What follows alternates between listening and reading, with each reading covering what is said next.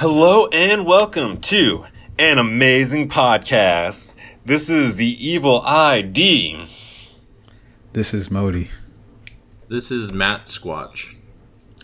And we are talking about the most recent batch of Dandadan episodes. Numbers X through Y. What did you guys think? Episodes 4 through 10. And know it all. So, so now we've pretty much watched I don't know, is this going to be like a 6-month season or a 3-month season? I don't know. I'm guessing this is we're at the last arc of this season. Okay. So, yeah. So far, I think I'm starting to get bored of this show.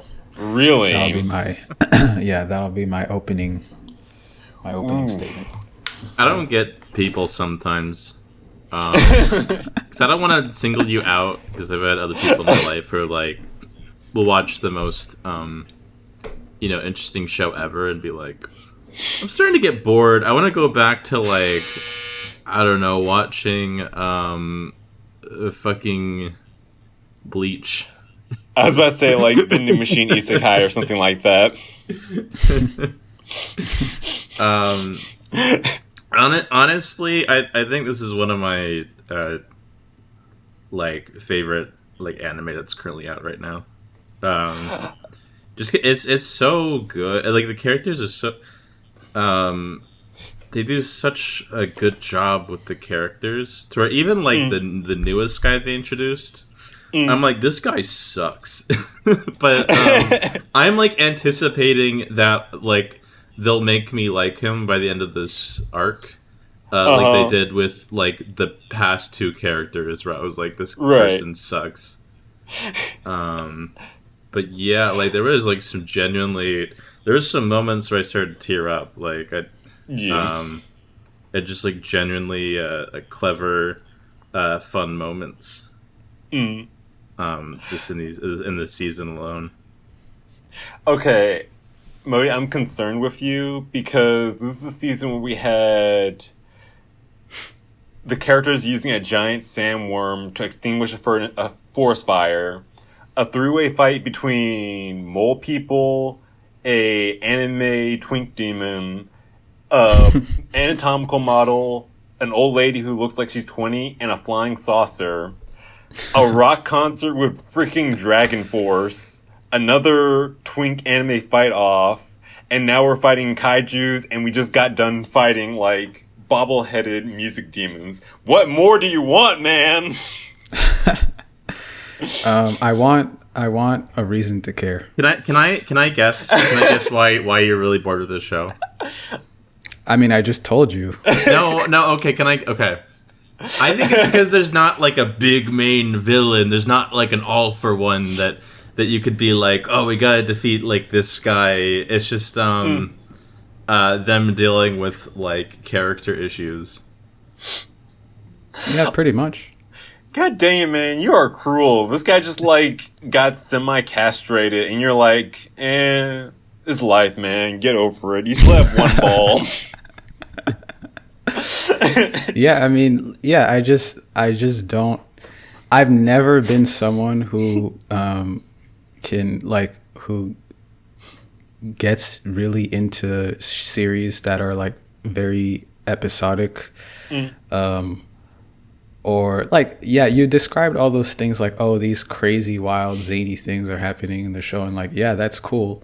I can appreciate that stuff if it's couched inside of like a gripping plot, like for example JoJo's Bizarre Adventures. Right. All that stuff that you talked about, that's the kind of thing that happens in JoJo's Bizarre Adventures. But JoJo's is interesting because there's it feels like there's momentum, you know, whereas in this show it doesn't feel like there's momentum at all. I'm just picturing like Modi as one of like Okurun's friends, and just like, yeah, so what if your testicle like destroyed half of Japan? Don't worry about it.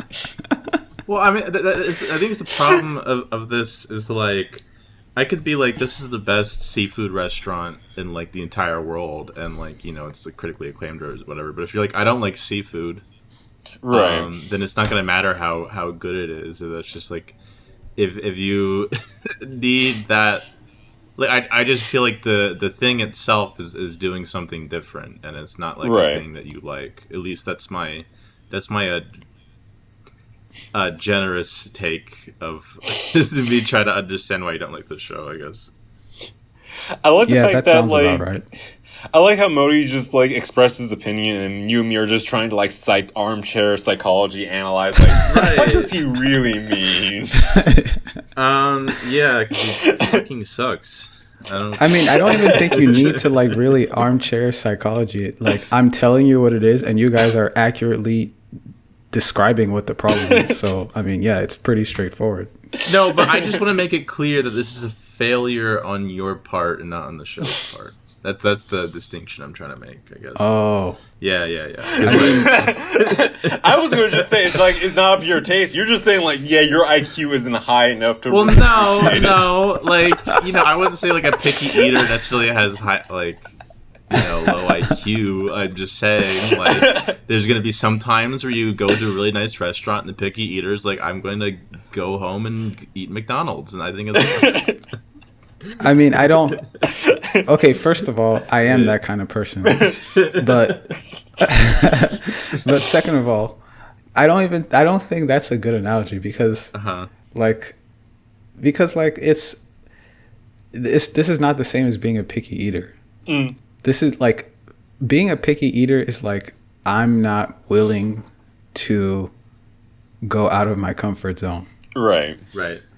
I am willing to go out of my comfort zone. I've watched like so many episodes of this by this point, and I battle sleep. So like, what do you want me to do? Literally, what do you want me to do? Battling what can I do? Sleep is crazy. Like, I'm there, seated, watching. Like what more do you want from me? Listen, Modi, we know you're a vegetarian, but just eat meat, okay? just like something you're not all the way into, okay? Change your taste. Conform.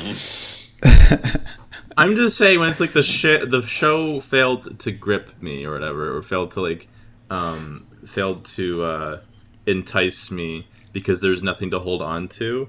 I think that part would be incorrect because I do feel like they do give you a lot of stuff to like care about, and they're putting a lot of work into the characters, into the world building and stuff like that.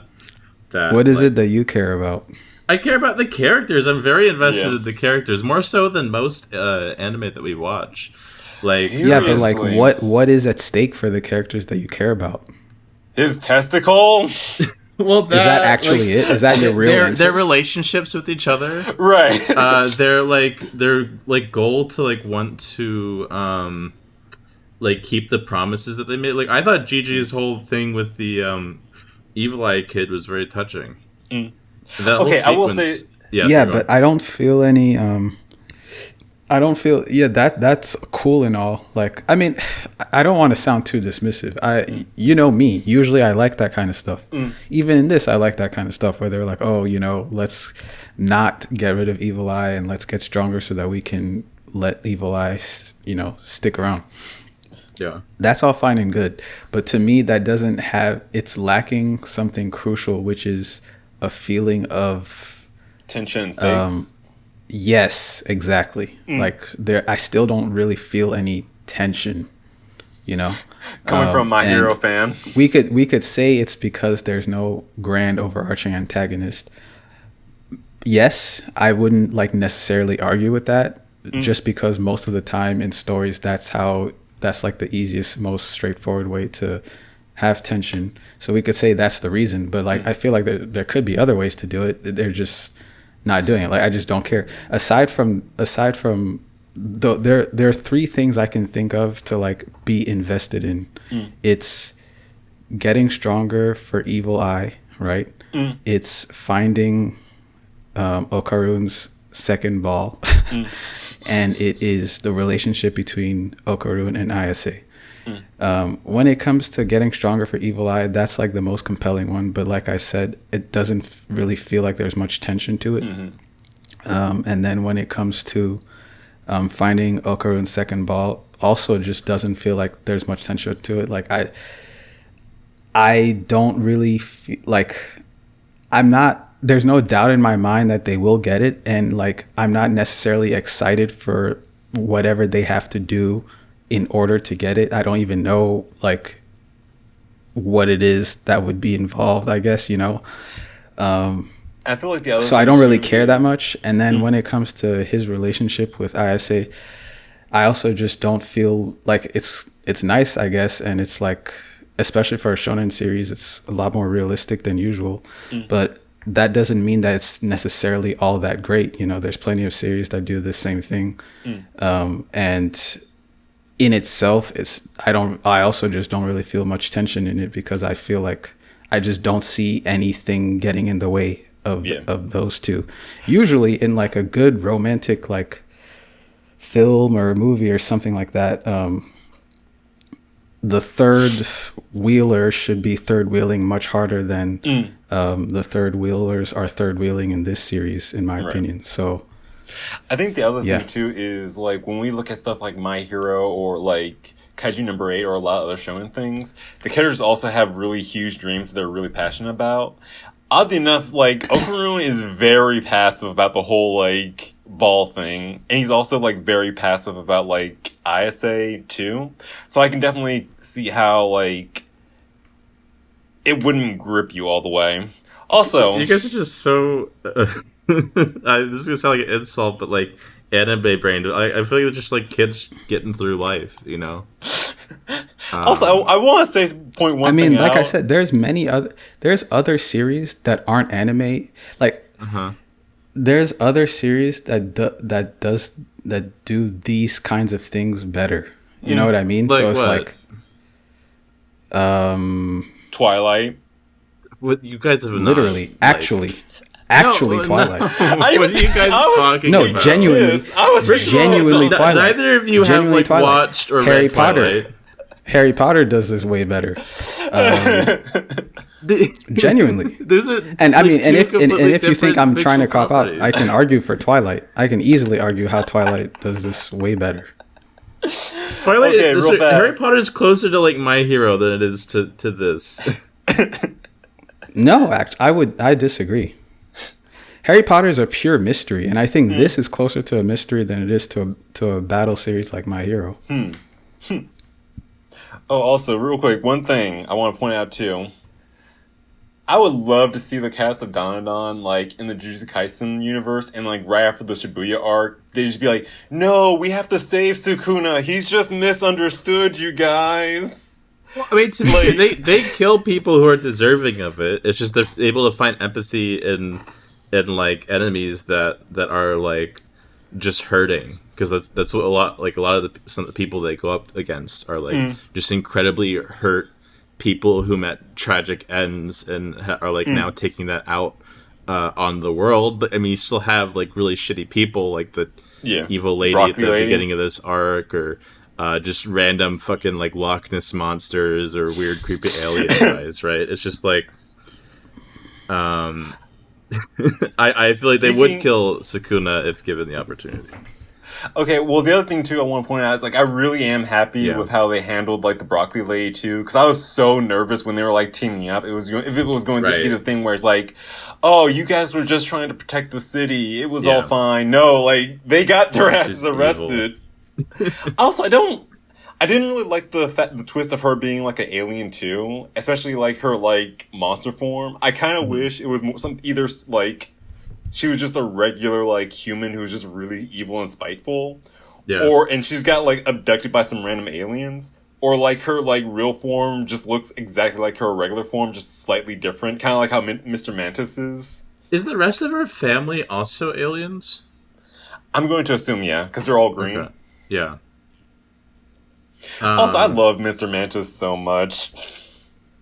No, Mr. Mantis. I love that he returned. I love his kid. Mm-hmm. I love the whole scene where he like, oh yeah, I found the dairy farm. I'll see you guys later. And he like goes with warp speed, and he like goes like 2 feet. That was so funny. That was hilarious. He has like a Minecraft friend. Yeah. Oh yeah. He was just like really with anger issues. I was so I love the scene where he, like, after they finish, like, rebuilding their house, he just throws a brick through the window. I love Yuji's parents too. I like how he pretends, like, the Minecraft alien guy pretends, like, to not be mad about getting kicked, but he's actually really mad about it every time it happens. You know the best part is, I can't tell if, like, Mr. Mantis is being serious and that's just, like, how his culture acts, or if he's literally just straight up pissed off all the time. I just love the way the show commits sometimes. I love in the seance scene where they get this, like, shitty punk band. Yeah. And that whole sequence in general is great. But I love the at first, like, some of the Ira, for example, just, like, covering your ears, like, oh my god, I'm not gonna like this. And by the end of it, like, everyone's jamming out, and I love the way that they're animated too. Yeah. Like, their heads are just like really getting into it. Like, even like the I think they were called the Hayashis. Even their designs were really awesome. Yeah. And the fact that the lead singer was voiced by the lead singer of Dragon Force, like one of my favorite like power metal bands, I was just like, it was hilarious because like I heard him open his mouth, I was like, wow, he is really British. This Japanese man is really British. And then when he started singing, I was like, holy crap, that's Dragon Force. Also, I am salty about that scene because they missed a perfectly good opportunity to scream "The power of rock compels you," and they just completely missed it. But something I think they could do that would be interesting, that's to kind of Modi's credit, is that, like, I like the way they write characters in general. I think they could have, like, a consistent villain or something who's, like, a lot of fun. Mm-hmm. Or, like, properly intimidating that they can kind of, like, bounce off of. Are you saying the penis aliens aren't intimidating? Well, those are the closest guys we get, but we don't have, like, a main penis alien. Which we don't have their emperor. The emperor. We don't have the penis alien. And I think again, like, I think something easy that they could do. Maybe they're just not doing it, like, going in this direction. But they could have, like, a build up of, like, after, like, every arc or so, we get to see a hint of, like, their Thanos, their, like, big penis emperor or whatever.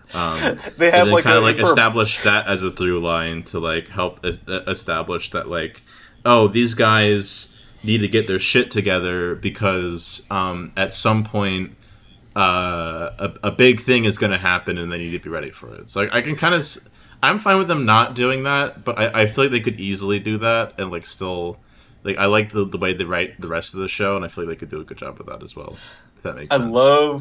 I love the image of, like, an Emperor Palpatine character. The main villain is just, like, Emperor Palpatine type who's just really obsessed with balls and stuff like that. It's like, yes, soon we will have the testicles that will allow us to control the world and the Senate. This show's got such a, like, a high school immaturity to it that I think I appreciate. Like, in a way that's specific to, like, that kind of humor, I guess. Instead of just being, like, straight out vulgar, it's like, it's not like Penny and Stocking. Yeah, it's not like Penny and Stocking where it's in your face, but it's like immature and a very intentional, like, funny and kind of almost, like, nostalgic way to me.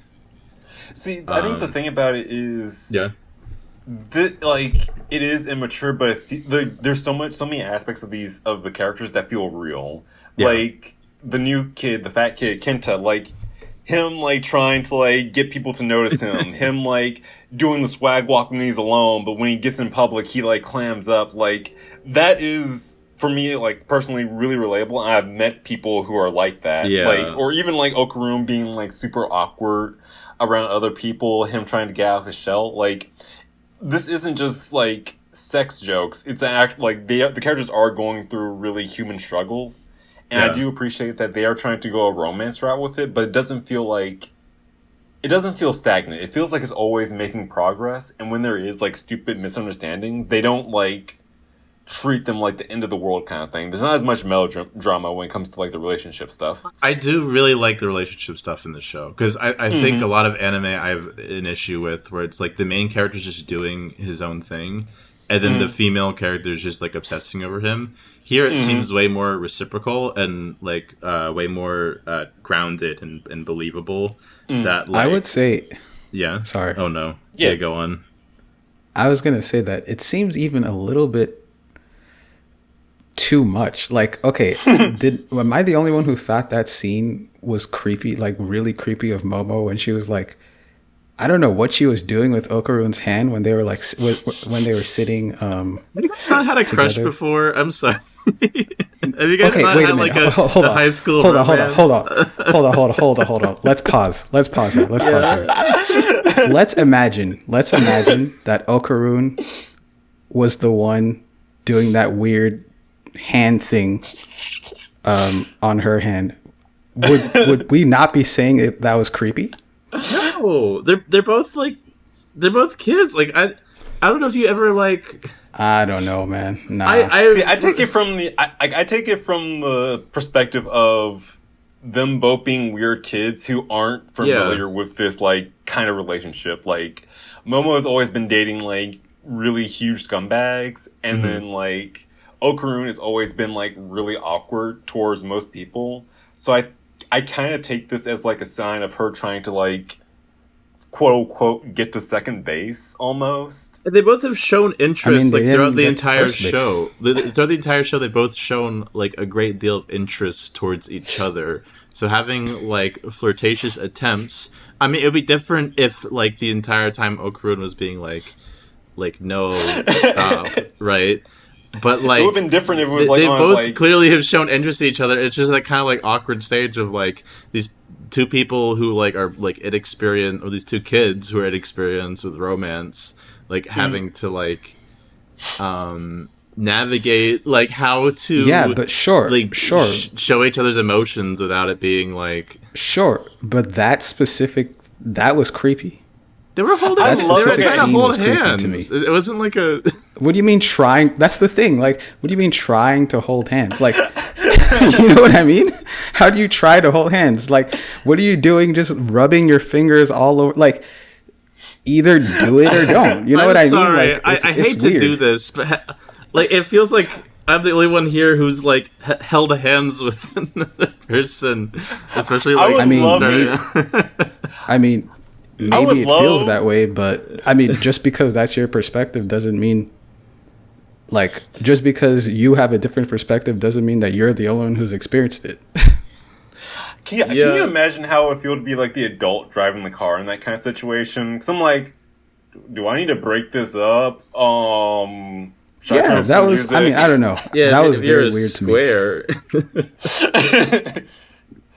Modi's Mormon is showing. No, it's not. It's not the fact. It's not the fact that they were holding hands or whatever. It's not the act in itself. It's the way the act was done. That was creepy. Listen, man. I get it. Back in my day, you had to at least be married for 20 years before you can like start holding hands like that. Okay, like he's saying how Momo was trying to hold his hands. That too. But I don't know. Maybe are you saying maybe you've done the same thing? And like, I'm not trying to be offensive. I've had that done to me, and I wasn't intimidated by it. Like it was a cute thing. Okay, I'm not trying to offend anyone who may have been on the receiving end of this or who may have done this, but I think it's creepy. Listen, Matthew, girls are icky, all right. That's just basic science. It's creepy if it's a person that you don't like or don't know that well. Mm-hmm. If it's if it's two like people who have an expressed like interest in each other, especially at that stage where you're like, we're like kids and we're too stupid to like be very like communicative about our like emotions toward each other, and just like, you know, I think as an adult you find out that like, hey, if you like someone, just go up and tell them. Mm. And then like it's very easy in that sense, but like there's a stage where you're a kid and you're like, well, I can't just like go up to someone and tell them I like them, or like say, hey, I want to hold your hand, or what, you know, like that type of stuff. But like you know, you sort of have this like these like kind of like awkward but like still like sweet moments. If it's between like two people who like genuinely like each other. Like I don't see it as a thing of like Momo trying to like force herself on Okarun. You know what the funnier thing too though is? So That's things. not what I was saying. Yeah. So two things. It's funny how like I was watching like clips and like just seeing what people's reactions were. And it's funny how many people have been having the same kind of like reaction like Modi's been having. He's like, Really? "Oh man, this episode's really? so steamy. Oh my god." Thank God. And, like, okay, because I was starting to think I was crazy. Okay. And like the other thing I do want to also point out that I found really funny is both of them have to have like 3rd-degree burns on their hands. So I have to like the fact that they're going through all of this is kind of hilarious with like how much damage they had to have sustained up to this point. Also, where the hell are Okarun's parents? Like this kid, like I We've was seen Gigi's parents before we've seen Okarun's. Here's the other thing, like Okarun's, like Gigi's parents make sense. Like Okarun just disappears for like days at a time, comes back with like multiple injuries. You would think at some point. I think this is really just has to do with the general like evolution of anime and manga. Like back in the day, they used to care enough to like explain away the parents' absence, like, oh, they died, or oh, they work abroad and I live here by myself, or whatever. They used to have excuses. Now they're just like, let's just get rid of all the pretense. Like, we all know the parents are not going to be involved, so let's just act like they don't exist. I would give them $5 if, like, near the end of the series, they show, like, Okarun's parents, and they're just freaking out. It's like, Okarun, kid, where have you been? It's been an entire year, and we haven't seen you. We haven't even heard from you. Like, you walk by, like, there's another, like, slow scene of them, like, walking through, like, the streets, and you see, like, a missing poster with Okarun's face on it. Like, they're eating breakfast, and they see, like, Okarun's face on one of the milk cartons. Also, I really appreciate how the show can, like, have its really slow, methodical moments and not, like, bore me with them.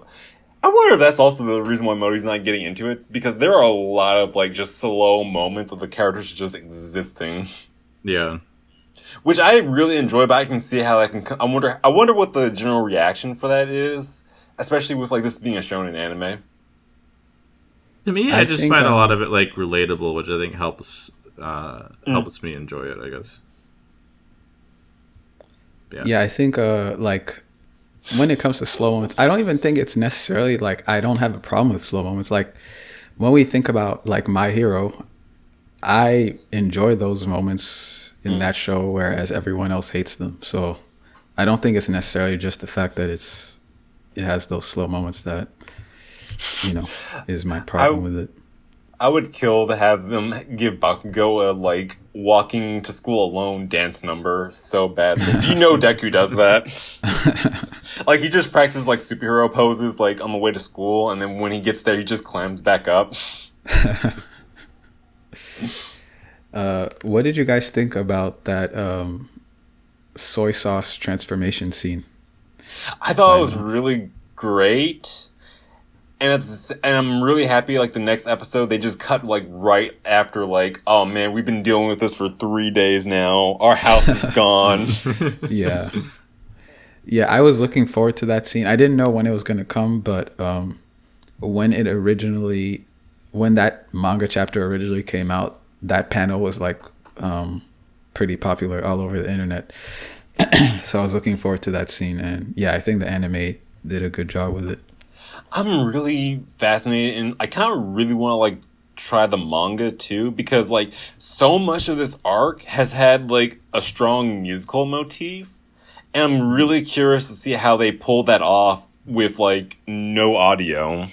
Like, down to, like, the whole, like, music battle, the whole, like, metaphor for, like, Okarun's fight rhythm, the rock concert and everything.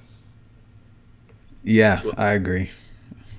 I don't have high hopes for how the manga would do it, though. But what was that? Well, I think I saw some comment. I don't know. It was a comment, so take it lightly. That like the whole seance part was like 3 panels in the manga, whereas like they gave us like a whole like I don't know 4-minute sequence in the anime, which like I've seen some comparisons, and it seems like they're doing the manga like proper justice. Yeah. Like as opposed to where people post like, I don't know, things from This Invincible, panel or is so off. I will say, like, I can understand this being like, I don't like using the word filler, but like, yeah, repaced in a certain way, like have like them seeing that certain sections in the manga were a little too fast and deciding to like, instead of like matching the manga's pacing one for one, they tried to like give certain moments room to breathe. Yeah, I appreciate that. You were just talking about the I almost forgot about that, the the musicians that they fight. It was such a random like fight they had to encounter that I thought was pretty funny. Like the all the musicians reminding me of those like little bobbleheads that like, I don't know if you guys ever had like music teachers, but I swear every music teacher I've ever had like either a bust or like a bobblehead of their like favorite like musician. And it reminded me of that. I thought it was really funny. Yeah. A lot of the set pieces in this show are so much fun. Oh my god. Also, I love the whole like section of evil. Okay. I'm really mad. I don't know if they said this like explicitly or if this was just a comment, but I had this like, I really hope or I really wish, because I think like the current like lore is that even when the characters like turn into like their monster forms, regular humans can't really see it, or they just see them as like the regular people acting weird. I really wish they could see the transformations, because that would be, I don't know, I find the image of someone saying like, man, the new purple kid is so weird. What's his deal? That was a fun sequence too, like him being stuck as Evil Eye for the day. Yeah, and having to kind of like fit in. I don't understand how no one in the class notices his transformation. I think D was right about like, I think there's like a people like if people don't have like psychic abilities, they can't like see if someone's an actual monster or not. Really? Yeah. Like in regards to their like transformation. So like if the Loch Ness monster just burst in, people wouldn't probably be able to see it, but if it's not like in like a pocket dimension or something, or if it's just like a character transforming, then they probably can't really like tell when something's visually off with the character. Oh. That'd be funny if like sense. That would be kind of fun. Honestly, that would be an interesting way of like explaining away like Mr. Mantis' disguise, just saying like, oh yeah, like regular humans can't see, like all regular humans just see aliens as like regular people or something like that. Yeah, no, I mean that's not the issue with like Mr. Mantis. They literally established that he's like wearing a mask and stuff, which I really love his design, by the way. I love Mr. Mantis came back because he has such a like a I don't know how to explain it, but like a throwaway character design to him. Like he's too ugly to be part of the main cast normally, but like I'm glad they brought him back because I enjoy him, and I think his kid is cute, like the little yellow thing. I love how much he feels like a SpongeBob character. Like he feels like he served with like Mr. Krabs in the Navy. Yeah. Plus, we need more alien rep in the cast, anyways, because we've got a lot of ghost people. Seriously, I think the next like member of the main cast is an alien, and I hope like that's actually true. But I really want us to like deal with more alien stuff as opposed to all of the like crypt. Because like we've been like I feel like a lot of the drama or a lot of the enemies in this story have been mostly like spiritual and ghost. And then the second is probably cryptids. I really want more alien stories. Yeah, because the alien stuff feels very cool to me. Like I like it. It's got a kind of fun, like a bit more, not what I'm used to seeing style to it. Honestly, that's why I like the school arc with the Loch Ness monster was probably one of my favorites because it combined the alien stuff and the cryptid stuff like one for one. Yeah. Yeah, I would like to see more alien stuff too. Yeah. Although at this point, I don't think I've pretty much lost hope in the series at this point. I don't think it would like change my opinion of it, but yeah, I would like to see more alien stuff. Listen, dude. 2 episodes from now, Okaru's gonna get his like ball back, and then we're gonna have like a cutscene of we're gonna have an after credit scene of like the penis aliens reporting to Thanos, and he's gonna turn and he goes like, "Fine, I'll do it myself." And Modi's gonna get into it. It's I'll one for one at like that point. Thanos. It's exactly him. Yeah. He wants the balls for his chin. His chin's the Infinity Gauntlet in this universe. Some like random things that I thought were funny. I like how Ira's voice for like Okarun is like super high pitched. Whenever she talks to him, and then immediately goes like to a lower pitch to like shit on Momo. Yeah. It's The voice a bit I acting in find this- funny. Yeah. The voice acting in this is really good because like some of the like screaming moments between like Ira and Momo are so well executed. Yeah. Honestly, that's the other thing. Like, contrary to what Modi feels, I would love it if like we just got a bunch of like mini arcs of just the characters like pairing up together. Like we have one arc where it's just all the boys. We got another arc where it's just like all the girls. We have like an arc where it's just like Kenta and like Okarun. We have an arc where it's like Kenta and like Gigi. We have a Gigi Ira arc. I feel like this show could like really I really like how I really like the characters, but I worry that there are so many of them that they don't get time to like really breathe or bounce off of each other. I'm really glad they didn't do a kind of a rivalry between Gigi and Okarun. Yeah. I do wonder what they're going to do with Ira and Momo, because it seems very clear that they're setting up Okarun and Momo. So I don't and like I don't know if they're ever going to like deal with the fact that like Okarun doesn't have the same feelings towards her. Yeah. Or if like that's going to be like more of a like I wonder how they're going to like resolve that as a conflict, because like right now that kind of just seems like to be like a thing. They're not exactly like a like she clearly likes him, but like they're also I'm glad they're not doing that conflict, but I wonder if they're gonna like have to eventually resolve that. If that makes sense, I guess.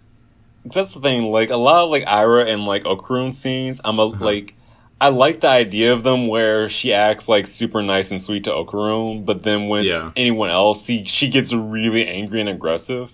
Yeah. But I will say, like, whenever they try to do shots of her flirting with him, I do kind of roll my eyes at it because it's really obvious that, like, it's like she's supposed to be the third wheel, but the problem is, like, how Modi said, she's not third wheeling enough. It doesn't even seem like she doesn't even seem like a optional wheel.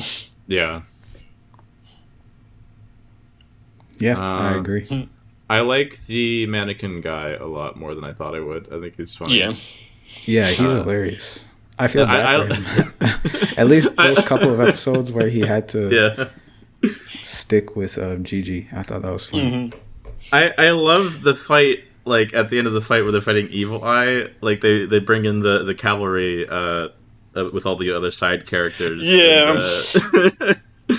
And, the mannequin guy comes in and immediately starts like running into him. And I like the plan they have where they put all of the they encase him in the mannequin, and they put the barriers and seal stuff along inside of him.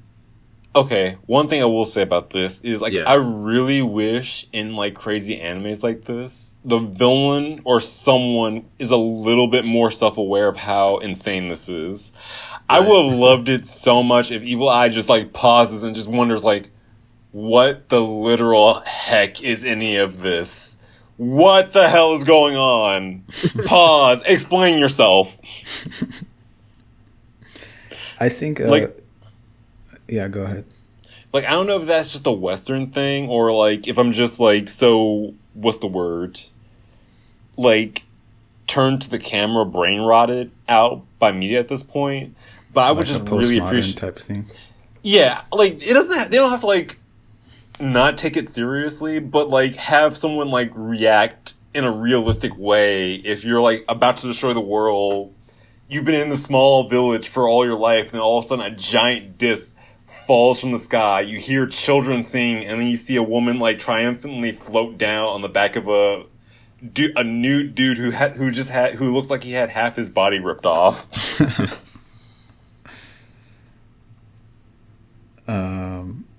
What did you guys think about the way that Okarun manipulated Evil Eye into not going crazy all the time anymore and only fighting him? I felt like it was a little bit of a cop-out. No, I actually like it a lot because Okarun kind of used what he knew about like Evil Eye is essentially like a little child that like wanted to dance with the other kids, and like his version of dancing now is like through like sheer violence, and then Okarun kind of like playing into because it's hard to see him as like a child, and then when he starts to play into those insecurities, I like how it comes out and he's able to like manipulate him in that way. Honestly, so I like it a lot. I also really liked it as like a character moment because up to this point, like Okarun has been a very like passive kind of not as a passive character, but kind of a doormat. So having this moment where he just stands up to like the like embodiment of evil, like completely depowered and in human form, felt really satisfying for me. I just thought of something. Sorry if this derails a little bit, but I just realized that all of the things that people say they don't like about Deku, Okarun has too, but people love him. So what's the difference? Okay, so here's the thing. I think the biggest issue with Deku is context. Like, Deku's whole thing is like, I want to be a superhero, but I don't have superpowers. And that's like, they play that up really hard for the waterworks. I think the biggest issue with Deku is he's a character that exists in a media landscape where like some of the biggest superheroes in fiction don't have superpowers. Like Batman doesn't have superpowers. Iron Man doesn't have superpowers. You could say like, oh, they're rich, but like Iron Man built his suit in a cave with a box of scraps. Like Batman just drives around and punches people. You don't need money to like train up. So like when you see like a character whose whole like emotional like deal is I can't be a superhero because I don't have powers, it kind of causes your eyes to roll a little bit. Whereas with Okarun, he like his deal is he's a quiet, awkward character, but he doesn't like the show it doesn't feel like the show's trying to get you to pity him. Like he's awkward and everything, but he was dealing with it. He was enduring it. And now we have him actually going from enduring to, like, striking back out against it. Okay. Yeah, so, I think I can agree that My Hero has, like, a more pitiful tone to the way it looks at Deku. Yeah. Mm-hmm. That makes sense. Plus, Okarun doesn't cry, okay? Like, Okarun has, like, a real understanding for like the monsters that he fights and like an interest in them that like I feel like Deku kind of just does the typical like shonen protagonist thing. Is there a scene that's like kind of similar to what like Okarun does for Evil Eye that Deku does for like one of his villains to defeat them? No, it's always just punch in the face. Regardless, we're Deku haters on this program, but to be honest with you, I don't think he's of this program. I think it's funny to hate him 1.5 because it's like kind of bullying, you know, like you see a little nerd, right, and you're like, right, little nerd wants to be a hero, and then we shove his face in a locker. I think it's like fun, but. Like to be honest with you, that was one of the funniest things you've ever done. to be honest with you, though, I think I like him more than most shonen protagonists. Who are you talking about here when you say Deku? I'm saying I think I honestly like him more more than I give him credit for. I just think it's funny to be mean to him. But like, I don't know if you compare him to be fair, I've not watched a lot of the main like popular ones, but like I don't know if I would like Naruto any better, or if I would like I like Deku. Like here's okay. I really like or Deku even like as a character. what's the name of the Mr. Jujutsu Kaisen himself? Yuji. Like honestly, I think he's like on a similar tier as Yuji for me. Like so I like Deku more than Yuji and Denji, honestly. Okay. But I will say, of all of the shonen protagonists I've seen, I feel the absolute least for Deku. Because A, is the whole, like I said, media landscape of, like, some of the biggest heroes in fiction don't have superpowers. It's also the thing where it's like, mofo, you have a loving and supportive mother who's still alive. Half these characters don't even have parents. Like, Okuru's parents won't even make a goddamn cameo. Maybe they will. Like, Yuji's parents are dead. Denji's dad unalived himself. Naruto's parents are dead. Like, Ichigo's dad drop kicks him out of a window each morning. Like, your mom is around to, like, cook you breakfast and, like, support you in your, like, dreams. Calm down. Yeah. Yeah, but, like, when you make that comparison to other superhero stories, I don't know if that's a good comparison, because in other superhero stories, it's normal to not have powers. Like, that's the norm in the world. I think it makes a lot of sense in the My Hero world to like to play it up and for it to be like such a dramatic thing, because it's like, well, 99% of people have powers and I don't, you know. It's like, so I don't know, on that in that way I kind of get it. And for me, that kind of thing, even like the whole thing about him having his parents actually in his life and all that, it's like yeah, but still, like it's still Yuji's I don't know, like it's still worth what's his name? Feeling bad for. Like, what's his name? The guy from Vigilantes. His mom like psionically slapped him since he was a goddamn baby. Come on. To be honest with you, I like Deku a lot more than I like the Crawler. Yeah. Just because I think the Crawler. No, I like some of the other characters in that show. I don't like him. I've determined. But yeah, I mean, I think it's just kind of funny to be like, to retroactively be like, oh, so Deku had such a hard time fitting into hero society, when you can pull a whole list of things he could have done instead. Right. But then you don't lend that same, I think, critique to like other characters all the time. But I think he himself as a character is like fine and somewhat like enjoyable to like. I don't think he's as bad as we like to say he is, but it's still kind of funny to be like, bitch, there's a whole division for it in this school of like people who invent superpowers for themselves. All Might lost his powers, and he still like he joined the fight. You had options, buddy. Listen, Knuckle Duster didn't have powers, okay? You know what he did have? Pain pills and alcohol. He had drugs and an unhealthy way of dealing with problems. He had father. Like, all you need in the My Hero universe to be a hero is the drive to protect and hard narcotics, okay? Yeah. But back to Dandadan. Yeah. Don't do drugs, kids. I don't have anything else to say except I think it's a beautiful show, like artistically. Oh yeah, it's just so perfect. It's so good to look at, you know. It really is, and like everything with the fights, the like character expression, like the acting, and the I forget what you call it, the animating acting or whatever, but you know, performance. Yeah, it's all good.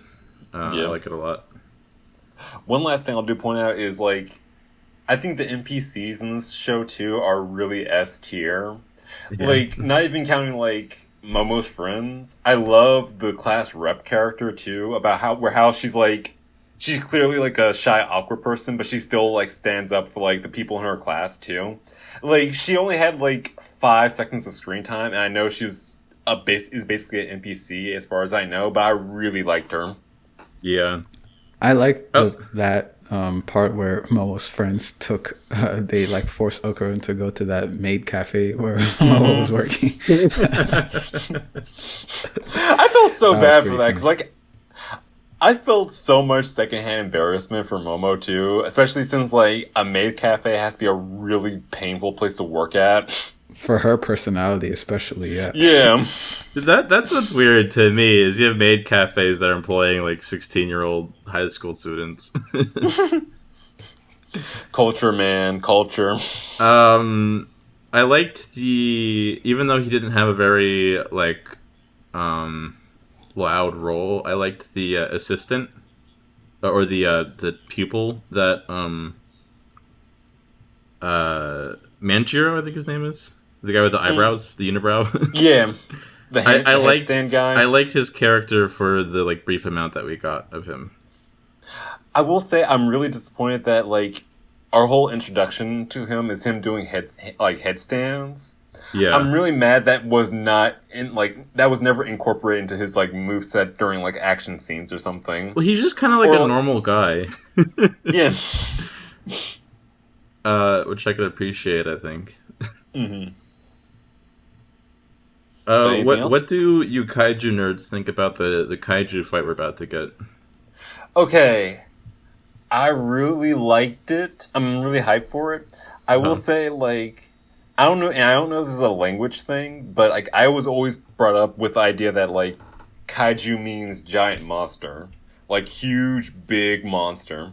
So when I have like all these like fictions saying like, oh man, it's a kaiju, and it's like a regular, like a human-sized monster and everything, that always pulls me for a loop. Especially when like, from what I've heard or my understanding, the term for like the human-sized monsters in like tokusatsu and like Power Rangers and stuff is usually like kaijin, with kaiju being like, from my understanding, translating to strange beast, whereas kaijin translates to like strange person, to my understanding. So it's always like, whenever I hear like kaiju being applied to like a human-sized monster, it always like, it's like a weird like, wait, what reaction in my brain. But aside from that, I kind of liked it. I also liked how it was designed to look just like a rubber-suited monster too. I'm wondering if that's why they said it, because it just looks like Godzilla. Like, Yeah. specifically rubber suit Godzilla. Right. Which I'm wondering if that's what it is. Like, if it's like a big robot or something. Especially with like the cloaking stuff. I did find their kind of way of dealing with it to be like a way I didn't like necessarily think of, where it's like, if you have multiple people looking at it from different angles, it's not going to be able to like cloak each angle with the way that it's doing it, where it's just like kind of mimicking its background. I thought that was a cool way of kind of like dealing with it, I guess. Yeah. 100%. Okay, so you guys want to give? Oh, I guess I should give my. I mean, I don't really have an opinion on the kaiju thing. I don't care. That's just what my opinion is. I don't care. Wake me when we find out how old. Like, wake me when he's 30 years old. Okay. Yeah. Yeah. So yeah, you guys wanna do ratings now? Yep. I would give this batch a 8 out of 10. Again, it's weird. Like, for me, again, ratings are BS, but I thought this last batch of episodes were really great, and Dandadan is definitely one of my... I think it's earned its spot in, like, the anime big three of this generation. Or if it wasn't, it should be. Wait, what are the other two in the big three? I think, so what I've heard people, like, sort of say in, like, the fandom was, like, so the first generation big three, which is, like, the big 2000s anime, were Naruto, Bleach, One Piece. Generation after that was, like, My Hero, Demon Slayer, and Black Clover. After that, it was, like, Demon Slayer, whatchamacallit, Jujutsu Kaisen, and Chainsaw Man. And now I think people are hyping up, like, Dandadan, Kaiju number 8, and Gachiakuta. Although, that granted, a lot of that does come from my, whatchamacallit, own, like, social media bubble. And not counting One Piece either, because the One Piece is forever. The One Piece is real. I feel like this show doesn't belong in that category or whatever. I think it's really. I think it's different enough to where I wouldn't even necessarily like. I don't know. Put it in the same basket that I would like.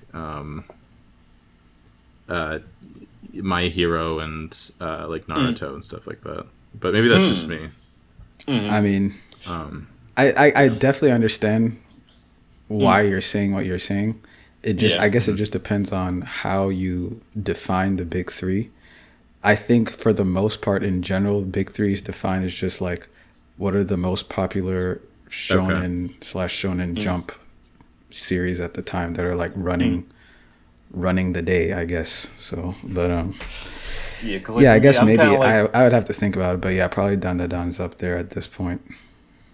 I do also kind of like group it in like in the terms of like shonen whose anime adaptation is getting a lot of juice and like quality poured into it as well. And like to go back to your like point about it not feeling like Naruto and everything, I kind of like I kind of like associate that to like shonen being a genre that's sort of ever evolving. Like it's not like isekai where like they have one set of tropes and they just incestuously like cycle through there. Shonen as a genre has a really good habit of like building and refining what came before it. And I think like this is just like Dandadan feels like the next evolution of that kind of thing. Okay. Okay. And I would probably give it a 6 out of 10. Called it. My soul wants to give it a 5. Because I think that's really where it belongs. Like, I think it's just thoroughly, like, right in the middle, like, just boring, right? I don't think it's bad. For sure, I wouldn't give it a 4 because I really don't think, I can't say with good conscience that it's bad. But I bump it up to a 6 because, one, because of the presentation. Like, it's just so like I said, it's beautiful. It's so well animated. The art is so good. And 2, because it actually has funny moments. Like if it couldn't even deliver on the comedy, we would be really in trouble. But at least it can do that. So for that, I'll bump it up to a 6 out of 10. Wait a minute, you said in your soul. What soul are you talking about, sir? The same soul that sees the truth about Dungeon Meshi.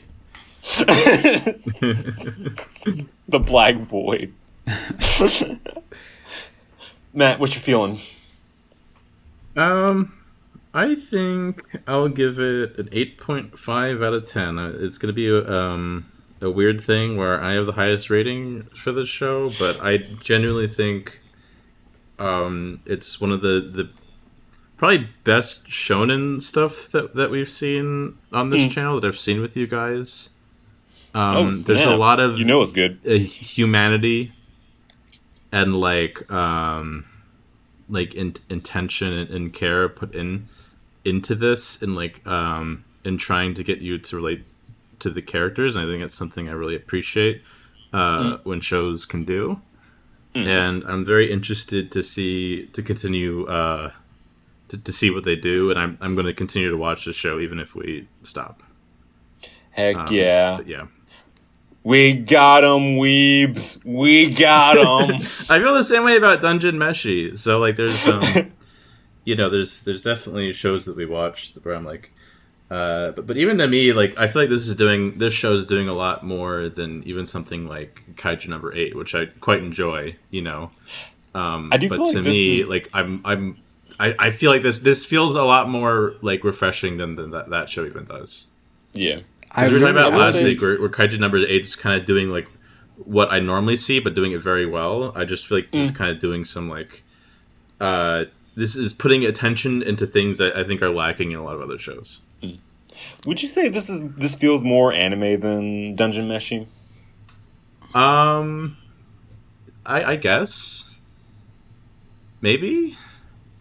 I That's a don't weird know. question. Yeah, Like, it's kind of weird to because think about.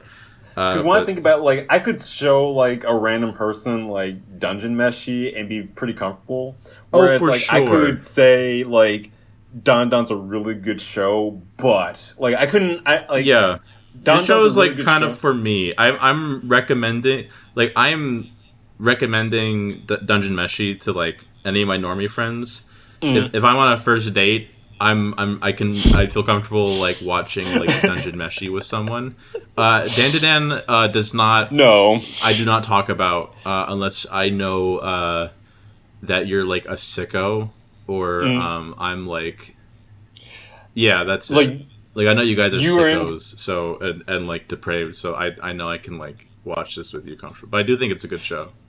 Like Dandan's the kind of show where you're like someone's gotten in like someone's new to anime and they're asking for something a little bit Right. more like more grounded but a little bit more challenging, where it's like yes there is like the weird moments at the it's weird because it's mostly at the start, like after like Yeah. the first arc everything like mellow, like I can recommend everything after like the first arc to like a rando straight face, but everything before like for those first 4 episodes I'm like, especially like the first episode I'm like you'll have to brace yourself for a second. I have remember. a question. Oh yeah, go on, go Mm. on. No, you can go ahead. I was gonna say I remember when I was first starting to get into anime. You know, I'd only seen like Death Note and stuff like that. Yeah. I remember my sister and I were like, okay, let's watch like Devilman Crybaby together. Mm. And I had to Oh, like wow. bow out after the first episode because I was like, Oh wow. I'm not ready for this. I'm not in the Question. mental space for this.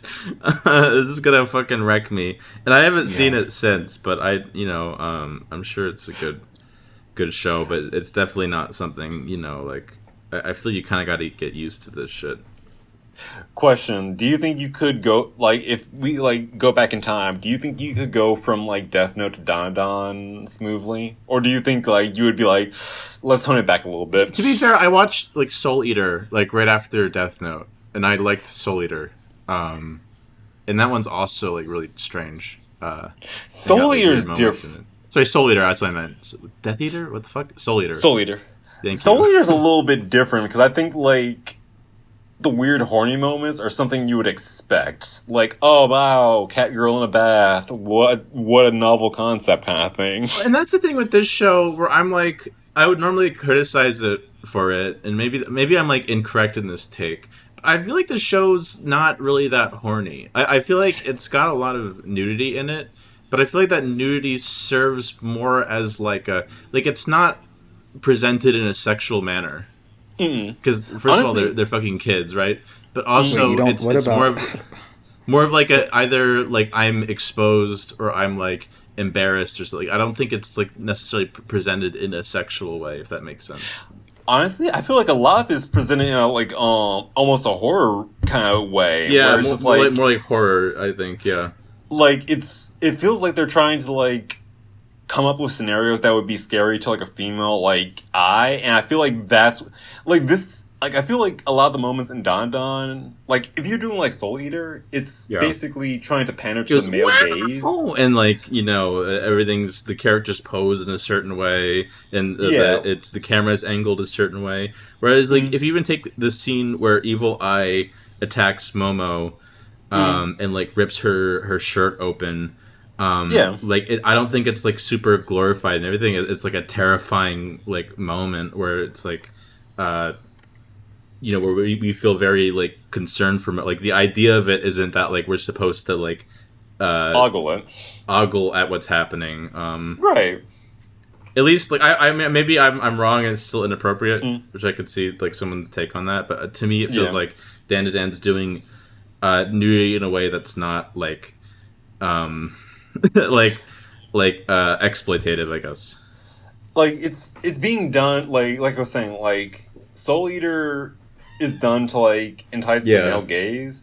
Dandadan is used to like frighten the female gaze. Like none of this is supposed to be like. Even remember in the first season after the whole the Nessie arc where all the three characters all like are back in the school and they're in their underwear, right? And they like have to like quickly like run out in their underwear. Like again, I think that's more of a this is the nightmare scenario you have in your dream where you're like in your school naked.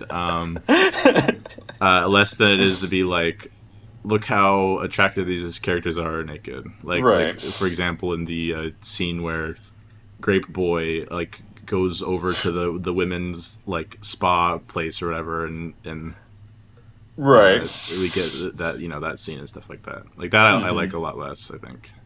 Like that would be a horror moment in like Dandadan, honestly. I mean, we kind of get that in the start of this season, at the end of the last season, with a bunch of those like weird. Those guys like freak me out, and I feel like that's the thing that's supposed to. It's not a funny thing. It's these guys are genuinely creepy. Yeah. Again, I could be off on this. I'm sure someone else knows better about this topic, but yeah. Yeah. You were going to say something, Modi? Yeah. I just have one more question yes. for D, but you can answer too, Matt, if you feel like it. Okay. Which is, you were talking about earlier, D, that this is a show that you wouldn't have a problem recommending to someone, at least after like the first arc or whatever it is.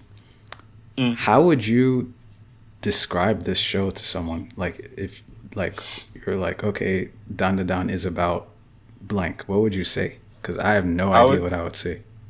It's a romantic. So I would do it two ways. It's a slice of life comedy about like high school students solving like ghost mysteries, or I would like if I was to go into more detail, I would say it's a rom-com between a guy who believes in aliens, a girl who believes in ghosts, and they're both correct. Like kind of like that. Okay. All right. That's not how you sell me shows, D. This is why I'm changing it up, okay? Deco's like in this show that like the guy pulls out roller skates on the moon where he blows up like fuck all of Japan or something like that.